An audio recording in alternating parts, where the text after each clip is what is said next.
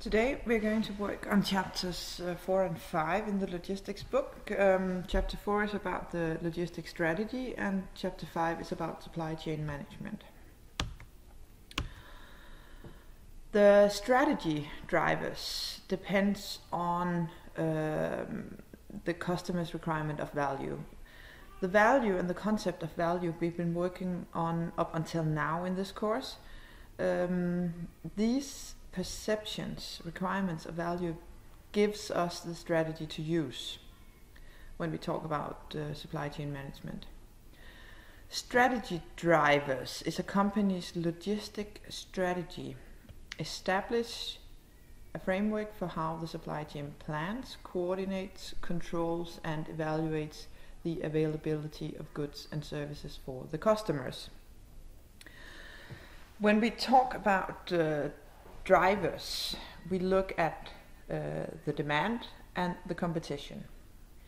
If we use a demand profile strategy driver, it means that we plan our strategy from the demand of our product. If we use a competitive profile, we look at how we can differentiate from competitors.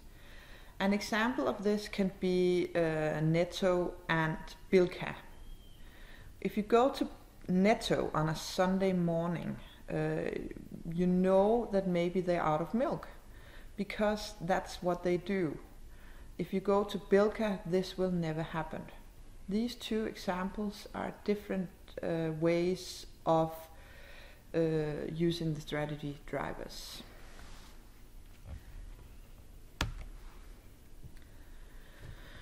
When we talk about optimizing the strategy, one of the decisions we have to do is the make or buy decision. Should we outsource or should we make ourselves?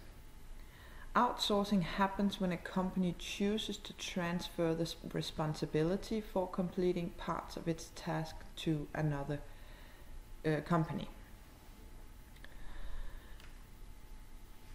This is a long-term contract or partnership. Whenever we talk about supply chain management, we always want to do the best we can. If we cannot make a profit or something, if we cannot create value in this part of the process, we need to let someone else take over. When we choose to consider outsourcing, we also need to think about the transaction costs. It's not cost-free to make the transition to outsource. Transaction costs are the costs that must be added to the purchasing price to cover the company's costs in planning, adapting, coordinating and ensuring an exchange of goods and money.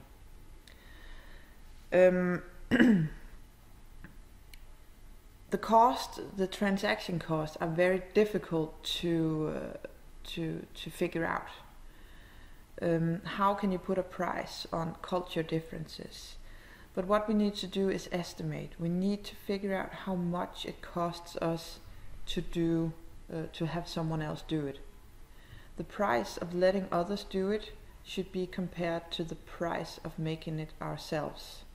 The best solution is, of course, what answers the question to make or buy.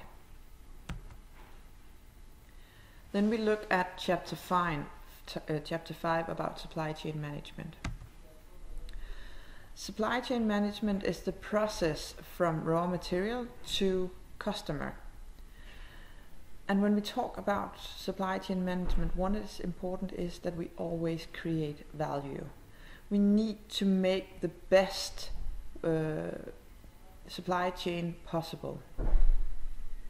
So the major parts when we talk about supply chain management is, of course, cost reduction and optimization of value creation. Where can we cut costs and how can we make sure that the value for the customer is highest?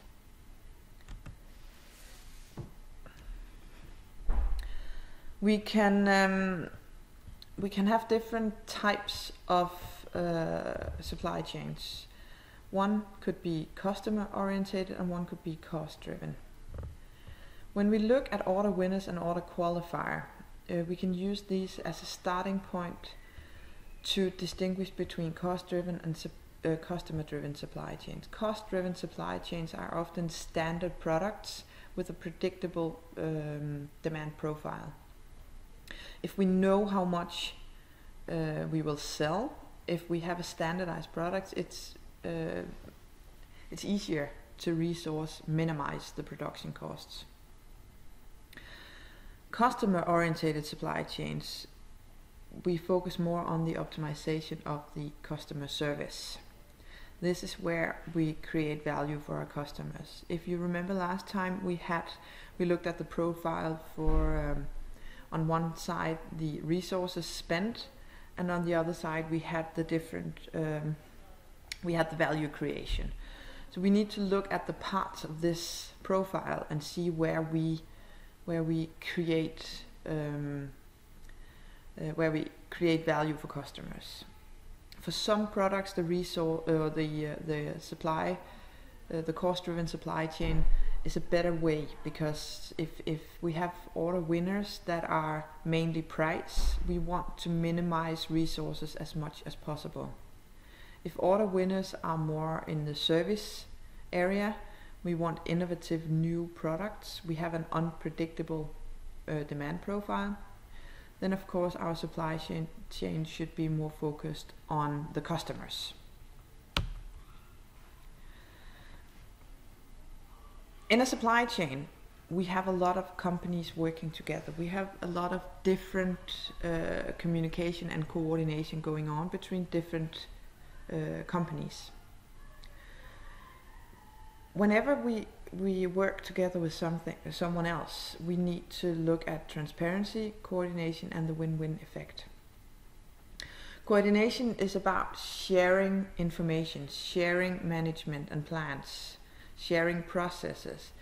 This is often difficult for companies because they do not want to they don't want to change anything. Everyone always wants to do it in their own way.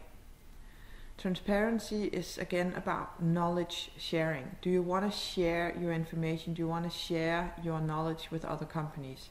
And of course, win-win. This is a win-win for every part in this process in the supply chain.